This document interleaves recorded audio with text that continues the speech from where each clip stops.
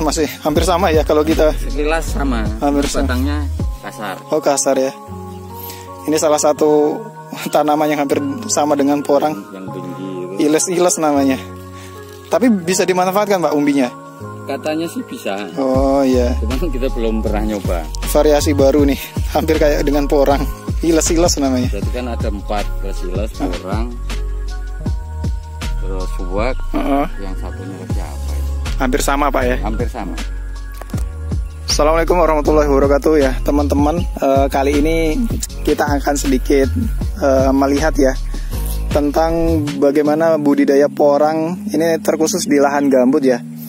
Ini tanaman yang memang pasarannya ya ekspor ya. Nanti di banyak sih produk-produk olahan dari tanaman ini seperti itu. Nah, bagaimana selengkapnya nanti coba kita tanya-tanya dengan petani di sini ya tentang pengalaman beliau merawat porang di lahan gambut seperti itu. Apakah baik pertumbuhannya atau seperti apa? Ya, teman-teman, di sini kita sudah bersama Pak Samidi. Jadi ini di jalan lintas Rasaujaya ya. Jadi tidak jauh sih lokasinya dari pusat kota Pontianak seperti itu. Nah, ini dengan Pak Samidi, salah satu ya juga pelaku ya petani di sini tentang tanaman porang. Selamat pagi Pak Samidi. Selamat pagi. Ya, ini Pak Samidi mungkin teman-teman juga ingin nanya ya tentang porang ini sendiri gitu kan. Sebenarnya tanaman porang ini apa ya, aslinya dari Indonesia, tanaman lokal atau dari luar sih sebenarnya? Ya, kalau menurut informasi itu tanaman porang itu sebenarnya asli Indonesia. Cuman yang tahu manfaatnya itu kan orang luar. Oh, seperti itu. Nah, makanya kayak info-info yang udah kita terima itu kayak orang Jepang lari ke Indonesia tuh kan salah satunya berburu porang. Oh gitu. Jadi emang komoditas ekspor ya ini pasarnya ya? Iya. Oh gitu. Nah, ada kendala enggak Pak? Kalaupun diamati ini kan masih tahap uji coba ya di lahan gambut. Nah, ini gimana perkembangannya Pak? Kalau perkembangannya sih lumayan, lumayan bagus. Memang untuk batang kurang tinggi mungkin karena dia lahan terbuka. Cuman kalau masalah umbi kita juga nggak mau kalah. Oh gitu. Dengan yang di perbukitan gitu. Berapa Pak? Mampu berapa kalau umbi dia menghasilkan? Kalau dari katak mini itu satu musim itu kurang lebih ya setengah kilo, ada yang 6 on. Oh seperti itu ya. Tuh, kalau dari katak kecil. Iya. Mungkin ini Pak, teman-teman juga masih bingung ya tentang bagaimana mengembangkan tanaman porang itu kan ada beberapa jenis ya. Ada yang dari serbuk, ada yang dari katak, sama yang dari umbi ya. Mungkin bisa dijelaskan. Kalau yang ini modelnya apa nih Mbak? Nah, kalau yang ini katak. Ini katak ya namanya. Ya. Katak. Jadi kalau kita nanam porang, nggak usah takut. Kita memang bibit bisa dikategorikan mahal. Tapi kita beli bibit cukup sekali. Oh. Karena kita dari nanam katak, sebelum kita panen umbi kita udah panen katak. Oh gitu. Jadi 2 kali ya? Iya. Oh, dapat umbinya, dapat kataknya. Serbuknya mungkin bisa juga. Kalau serbuk itu kan nggak semuanya mengeluarkan serbuk. Jadi apa istilahnya itu untung-untungan. Untung-untungan aja ya berarti ya. Oh, ya karena seperti... dia yang nggak keluar daun. Kalau udah dari umbi, dia akan keluar itu. Oke, seperti itu. Jadi teman-teman pertama perkembangannya emang dari ini namanya katak ya, modelnya seperti itu tuh. Kemudian ada yang dari umbi, nanti umbinya di sini bisa dikembangkan lagi, dan ada yang dari serbuk seperti itu. Untuk ini Pak, apa ya, pakai pupuk dasar atau tidak ini Pak dalam menanam ini? Ya kalau untuk tanah gambut itu yang pasti kapur dolomit. Kapur dolomit sama SP36. Ya kalau ada lagi ya pakai TA. Oh, pakai TA. Nah, kalau ndak ada TA ya istilahnya kuhi lah, pokoknya kotoran hewan, mau kambing ke sapi ke itu. Cuman kalau kotoran sapi identik dengan gulmanya lebih banyak.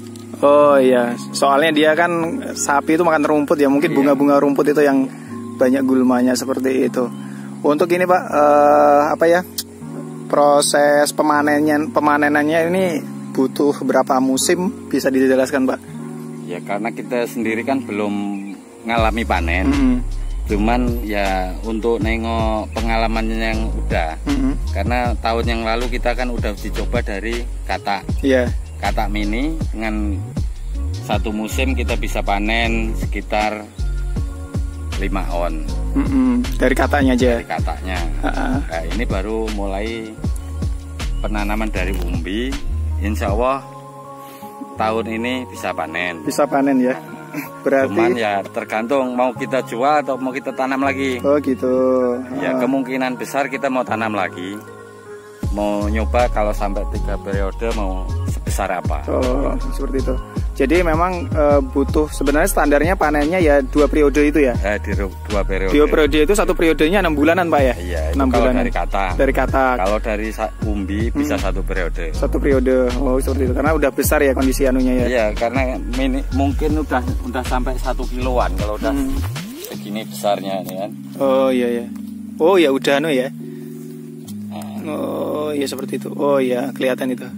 Oh ngelingkar tuh Pak ya. Oh ya besar ya teman-teman, besar banget tuh. 1 kilan. 1 kilan itu besarnya.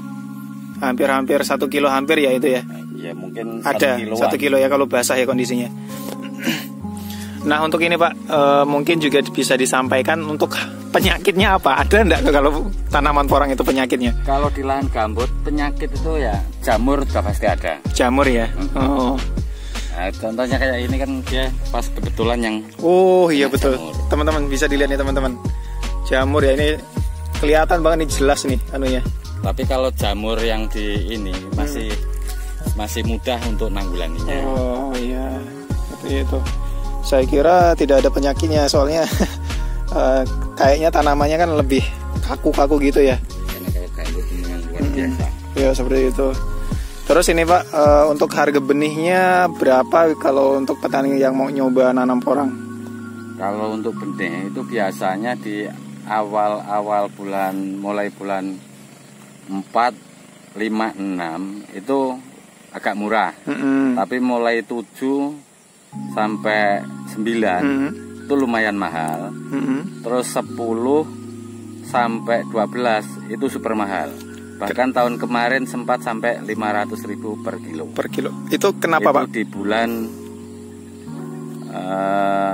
November, Desember. Karena apa? Kalau di bulan-bulan itu, pertama bibit sudah langka. Kedua, bibit udah benar-benar kering. Jadi udah ndak ada istilahnya apa? Kadar airnya itu udah berkurang. Oh iya gitu ya. Jadi yang semula 1 kilo bisa menjadi cuman setengah kilo. Nah, itu tapi untuk jumlah itu sama. Oh seperti itu. Untuk Pak sebenarnya kalau untuk nyemai berarti harus dikeringkan dulu ya. Sebelum untuk semai tidak perlu kita keringkan. Yang penting kita taruh dalam lembab gelap. Insya Allah dia cepat. Oh panas. Gitu. Cuma tadi yang menyebabkan harganya mahal itu karena kualitas kandungan airnya agak sudah menurun ya, seperti itu. Pertama udah menurun, udah kena seleksi alam, karena dia kalau memang benar yang katak yang masih muda, dia akan busuk sendiri. Oke, seperti itu. Pak, coba bisa dilihatkan Pak yang katak yang sudah siap dipanen seperti apa itu Pak? Katak yang sudah siap dipanen. Yang sebelah mana kita lihat? Nah teman-teman kita lihat ya, ini katak ataupun bibit, calon bibit yang dari sela-sela sela-sela daun yang siap dibunga seperti itu. Maksudnya siap untuk dikembangkan lagi. Kalau yang sudah rubuh-rubuh itu kenapa, Pak? Ya, sudah waktunya dorman. Oh, udah waktunya dorman ya. Kalau kita nunggu keringnya. Oh, seperti itu. Mungkin boleh dilihatkan aja Pak yang sudah waktu dorman aja, kalaupun yang belum ada yang kering. Nah, ini udah tanggal sendiri. Oh, seperti itu ya. Oh, itu. Kalau yang dorman modelnya gitu ya. Dia kan terlepas dari.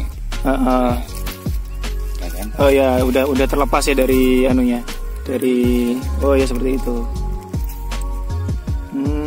Tapi umbinya kalau dibiarkan nanti tumbuh lagi enggak, Pak? Tumbuh lagi. Oh, berarti enggak harus dibongkar ya? Dibongkar. Oh, gitu.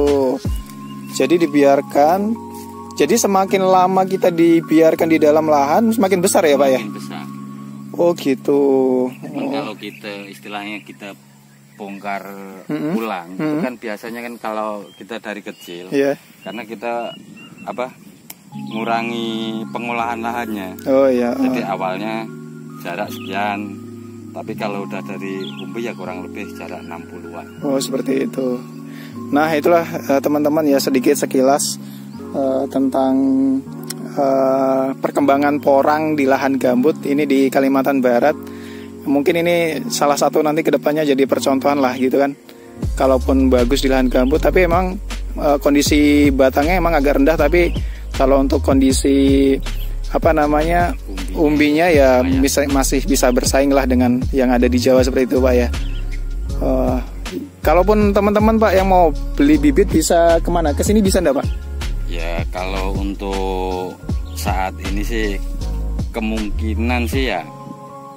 Kalau istilahnya 1-2 kilo masih masih bisa bantu untuk rekan-rekan. Tapi kalau partai banyak kita belum ada. Ya. Jadi teman-teman yang membutuhkan nanti coba saya cantumkan nomornya yang punya kebun ini ya, Pak Dwi ya, Pak Dwi.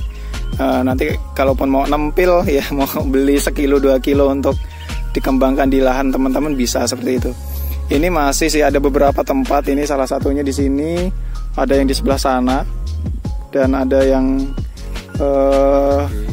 di belakang ya, sebelah gudang sebenarnya ya. Di belakang sana juga ada. Oh, seperti itu. Jadi ada hamparannya terpisah-pisah seperti itu teman-teman. Karena ini kita ngambil yang dekat nih kan supaya kalau ada kawan-kawan datang tuh nggak perlu jalan jauh. Pak, terima kasih ya informasinya. Mudah-mudahan ini bisa bermanfaat bagi teman-teman yang coba mengembangkan porang ya di Kalimantan Barat. Ya, terima kasih Pak ya. Assalamualaikum.